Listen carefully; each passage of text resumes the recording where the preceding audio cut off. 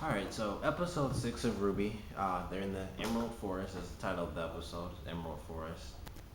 I think this was a great episode for me to actually come in, as far as doing reviews for the episodes, because from our out of the 6 episodes we've had so far, it's definitely one of my favorites. I can say it's my favorite episode because there were some.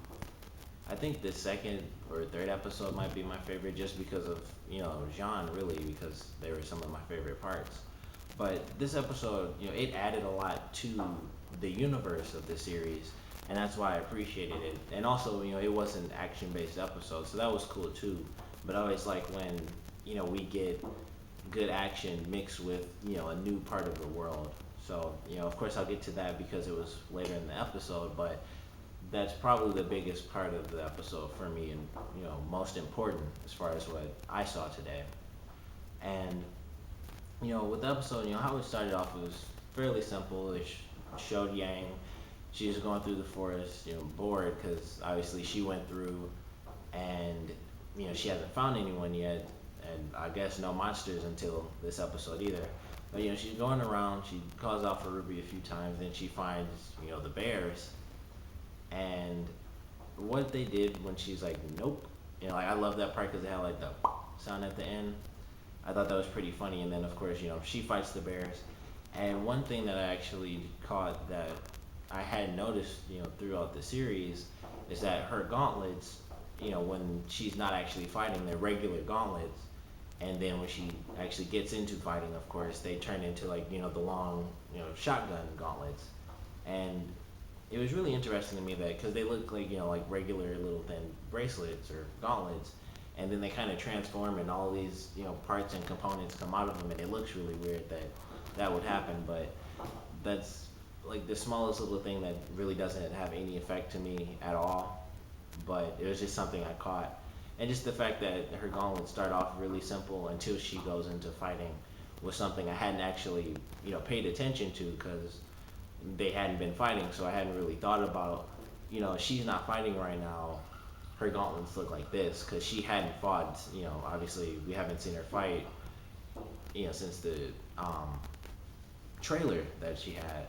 And of course, we saw her use her powers in the last episode when she's going through the trees, but that was about it. And once again, I didn't really recognize it because they didn't actually transform in that episode. But she goes through. We get a cool little scene with her fighting the bears, and like of course she's dodging them at first, and when her hair drops, she's like, you guys can hit the broadside of a barn, and like that tiny little piece of hair, which considering how long her hair is, it had to be like one thousand, if that, of one strand of hair, and she kind of lost it and went into like her weird red eye mode, which a lot of people said she went like Super Saiyan in the trailers, which is funny. But she went on like animal cruelty on the bear, and she's like destroyed the one bear, and she was about to beat up the second one, and then Blake comes in and kills that bear with the I guess sort of like the whip blade part that she has when she transforms the, I think she transforms like the hilt of the katana and she removes the actual blade, and then there's like a secondary small blade. So she uses that and kills the bear, which I thought that was kind of weird that she just like stabbed it in the back once and it just died, which I thought was really weird. But she comes in, and so we obviously get that half of the team is together now. And I like how she like her introduction. She came in and all she did was smile at Yang, and Yang's like, I could have taken him. So it was kind of funny to see. Like Yang's obviously the most confident character in this series. She's like, she's cocky really. In the last 2 episodes, like when she gets launched into the forest and when she's actually going through, that she'll have like the glasses. And all I thought of when I saw that was like Top Gun. They're like um, pilot glasses, like sunglasses and stuff. And she's like the cool character. And Blake comes in and she just smiles at her like, hey, like it was super simple, and I like that in her the little interaction that they had, where Blake doesn't really have to say anything, but if you really look into it, you kind of get a lot for her character, where she's obviously nice, and obviously since they had met before, she kind of knows like, okay, you're a powerful character, but I came in and like killed this bear monster, with one hit. So, we're both kind of on the same level here, and we can both recognize that fact. And, after that, we get, Weiss, and we get to see how she's probably the least confident out of the four girls. And I guess out of all the characters, it would most likely be Jaune. But out of the four girls, we see, Weiss isn't exactly, battle hardened. And you could probably get that from the trailer as well. But, in this, we get to hear her actually talking to herself, like calm your breathing, wait for the moment to strike, and put your foot forward, but not that far forward. And then she pulls her foot back a little bit. And when she goes in to strike, what was interesting is, RWBY gets right in front of her, and then she has to, use her ability. So she basically shoots off like a flame blast, and it like torches the ground and hits the tree, and it falls over. And what I thought was interesting is how the weapon's made, where she has to use the ability once she's like in motion. So once something happens, there's no safety measure to basically cancel the power. She just has to like divert the power from this direction to that direction, like she did. But what happened after that when Weiss mentions to RWBY, like, I could have killed you? RWBY says, like, you'd have to try a lot harder than that, which I like that line because it also shows, like Yang, like her sister, RWBY's also, very confident, which we've seen, she, taking on characters in in the first episode, like just random guys coming at her, and she just like beat them all up.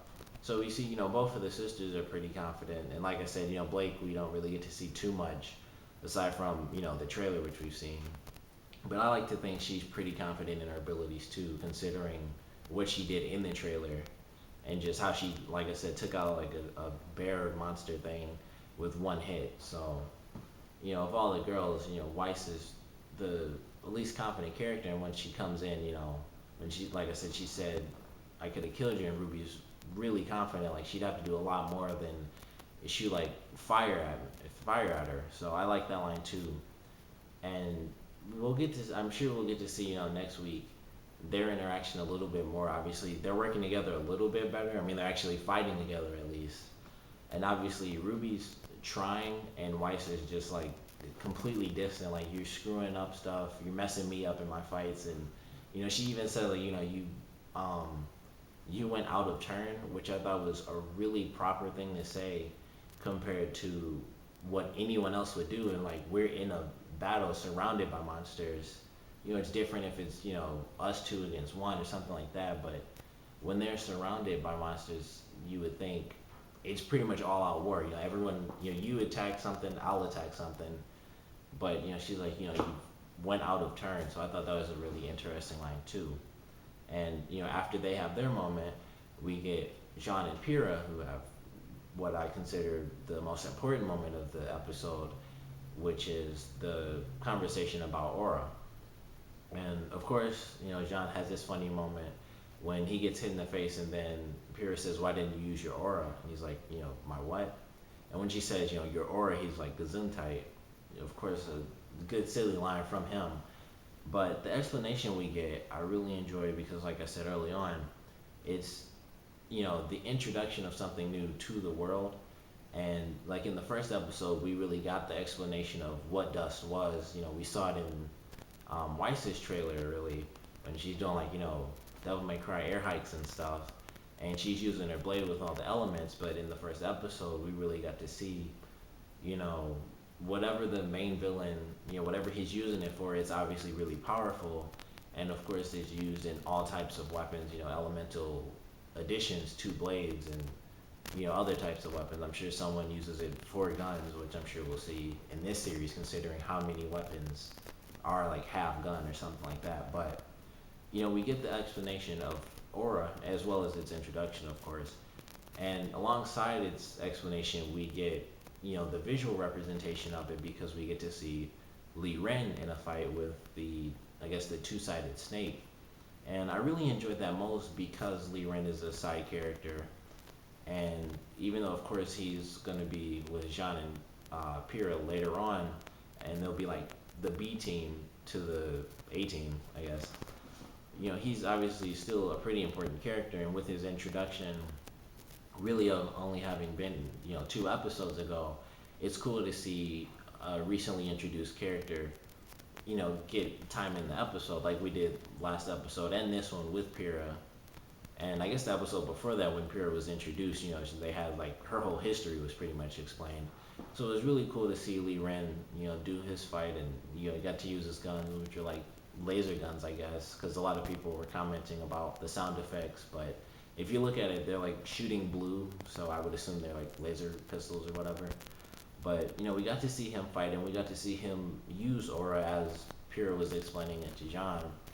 And the fight I thought was really cool once he actually used it, and it made him so powerful. Like he broke these giant fangs on a giant snake, and then it actually got kind of gory when he like stabbed one of the fangs into the snake's eye, and then he goes through having to deal with like the second half of the snake.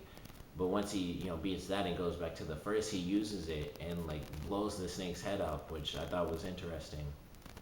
That it actually caught me off guard how bloody it was, because with the trailers actually being as old as they are, I kind of forget how bloody the very first one really was compared to all the other ones, because Weiss is fighting like a giant suit of armor, and Blake's would be bloody, but they're just fighting robots the whole time, so it's not really.